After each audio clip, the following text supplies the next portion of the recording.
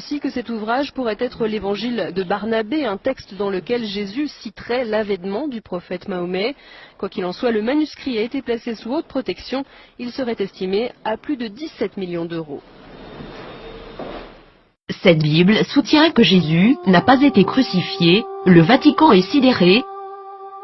Cette Bible a été découverte et gardée secrète, en 2000 et contient l'évangile de Barnabé, un disciple du Christ, qui soutient que Jésus n'a pas été crucifié, qu'il n'était pas le Fils de Dieu, mais bien un prophète. Cette Bible soutient aussi que l'apôtre Paul est appelé l'imposteur, que Jésus a fait son ascension tout en restant vivant et que c'est Judas Iscariote qui a été crucifié à sa place. Authenticité selon les rapports, les experts et les autorités religieuses, à Téhéran, insistent sur le fait que le livre est un original. Il est écrit avec des lettres dorées, sur du cuir relié et il est écrit dans la langue araméenne, qui était la langue parlée par Jésus. Le texte principal maintient une vision similaire à celle de l'islam, contredisant les enseignements du Nouveau Testament de la chrétienté. Jésus a aussi prédit la venue du prophète Mahomet, qui a fondé l'islam, 700 ans plus tard.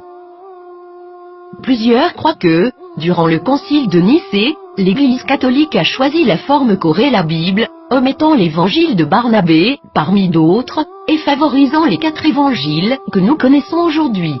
De nombreux textes bibliques ont commencé à faire surface depuis ce temps, incluant ceux de la Mère morte et les évangiles gnostiques, mais cette Bible semble tout particulièrement inquiéter le Vatican. Qu'est-ce que cela signifie pour les religions chrétiennes et ses adeptes?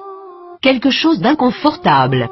Le Vatican a demandé aux autorités turques de pouvoir examiner le contenu du livre. Maintenant que ce livre a été découvert, accepteront-ils cette preuve? La nieront-ils? L'appelleront-ils un mensonge musulman, comme l'a fait le magazine Truth en 2000?